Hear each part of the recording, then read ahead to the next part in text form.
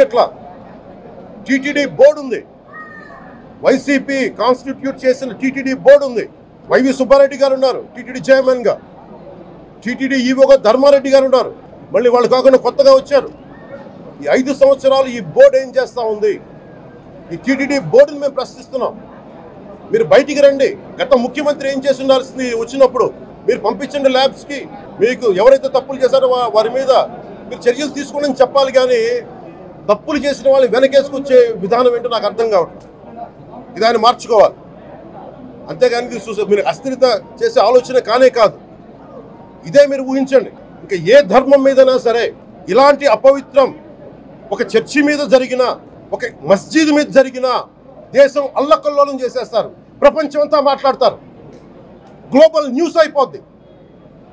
కానీ దేశంలో కోట్లాది మంది హిందువులు అపవిత్రమైతే, ఈ ప్రసాదం అపవిత్రమైతే ఒక్కరు కూడా మాట్లాడకూడదు. ఇది సెక్యులర్ వ్యవస్థకు విఘాతం అంటే హిందువులకి మనోభావాలు ఉండవా? ఇది ఒక్కరు నిందించట్లా.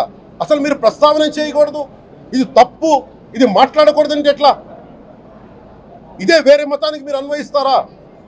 నేను అన్ని మతాలని సమానంగా గౌరవించేవాడిని, ఇస్లాంని గౌరవించేవాడిని, క్రిస్టియానిటీని గౌరవించేవాళ్ళం. మేమందరం సనాతన ధర్మం అని మొత్తుకుంటున్నాం. దేనికి సనాతన ధర్మం అంటే? సనాతన ధర్మానికి ఒకరు ప్రారంభించింది కాదు. ఇది ఒక వ్యక్తి ఒక కూర్చోబెట్టి ఒకరు స్టార్ట్ చేసింది కాదు. ఇది కొన్ని వేలాది సంవత్సరాలుగా అన్ని మతాలని, అన్ని విశ్వాసాలని అలింగనం చేసుకున్న నేల ఇది. అలాంటి విశ్వాసాలకి దగ్గర తీసుకున్న ఈ నేల మీద ఇలాంటి అపవిత్రం జరిగితే, రిపీటెడ్గా జరిగితే, ఒకసారి కాదు 2 సార్లు కాదు, రిపీటెడ్గా జరిగితే ఇప్పుడు కూడా మాట్లాడకూడదంటే అది తప్పు చేసిన వాళ్ళం అవుతాం. మేము దోషులకి శిక్ష పడాలి. ఫుడ్ అడల్టరేషన్ ఇది మేము కాదంటలా. టీటీడీ బోర్డు అప్పుడు టీటీడీ బోర్డు బాధ్యత తీసుకోవాలి. పొలిటికల్గా వచ్చి అలంకారప్రాయంగా ఒక్కొక్కళ్ళు వచ్చేసి దర్శనాలకి టికెట్లు ఇవ్వడానికి మీరు బోర్డు మెంబర్స్ అవ్వలేదు. మీరు ఎవరు చైర్మన్ కానీ ఈవో కానీ. మీరు అక్కడ ధర్మాన్ని పరిరక్షించాలి. మీరు అక్కడ మీ ఇష్టాలకి మీరు కూర్చోబెట్టి మీ ఇష్టాలకి కాంట్రాక్ట్లు ఇచ్చుకోవడానికి మీరు టీటీడీ బోర్డుకి మీరు వెళ్ళలేదు. మీరందరూ, మీ అందరికీ బాధ్యత ఉంది. మీరు నిర్ణయించుకోవాలి. ఎవరికి కోపాలు రావు, ఎవరికి వేదన రాదు, ఎవరికి బాధలు రావంటే కుదరదు. వస్తాయి బాధలు, వేదన ఉంది, మాట్లాడతాం. మర్చిపోకండి ఎవరు. గత ముఖ్యమంత్రి గారు కూడా నేను చేస్తా ఉన్నాను, జగన్మోహన్ రెడ్డి గారికి కూడా. ఇదే చర్చికి జరిగితే మీరు ఊరుకుంటారా? ఒక మసీదుకి జరిగితే ఊరుకుంటారా? ఒక తిరుమలకి జరిగినప్పుడు ఎందుకు వెనకేసుకొస్తారు? రాకండి. ఏ మతం మీద దాడి జరిగినా సంపూర్ణంగా నాతో సహా మేము ఖండిస్తాం, బయటకు వస్తాం. ఇస్లాం మీద దాడి జరిగితే మేము మాట్లాడతాం, క్రిస్టియానిటీ మీద దాడి జరిగితే మేము మాట్లాడతాం, హిందూ ధర్మం మీద, సనాతన ధర్మం మీద దాడి జరిగితే కూడా నేను మాట్లాడతాను. ఇది మొదటిసారి కాదు, మేమందరం మాట్లాడతాం. ఇది ప్రాథమిక హక్కు. ఇది పరస్పర విశ్వాసాలను గౌరవించుకోవడం చాలా చాలా అవసరం.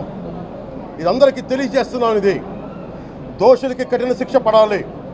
అలాగే ముఖ్యమంత్రి గారికి కూడా నేను తెలియజేసుకున్నాను, చంద్రబాబు నాయుడు గారికి కూడా క్యాబినెట్ మీటింగ్ జరగాలి, అసెంబ్లీలో చర్చ జరగాలి.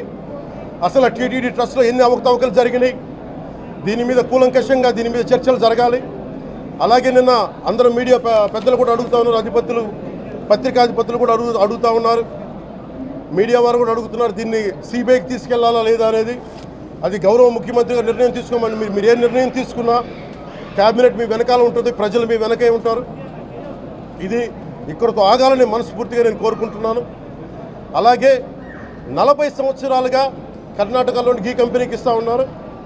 15,000 కేజీలు అవసరం అవుతుంది నెయ్యి, మనకి స్వచ్ఛమైన నెయ్యి. అలాంటిది వీళ్ళు 1000 రూపాయలు కొన్నదాన్ని వీళ్ళు 360 రూపాయలకే వస్తుందని చెప్పి ఎవరో మిడిల్ మ్యాన్ వచ్చి చెప్పారు. ఆ మిడిల్ మ్యాన్ ఎవరు? దీని మీద సంతకం పెట్టింది ఎవరు? మీరు 1,00,000 లడ్డూలు మీరు అయోధ్యగా పంపించినప్పుడు మాట్లాడింది ఎవరు? చెక్ చేశారా? క్వాలిటీ చెక్ చేశారా?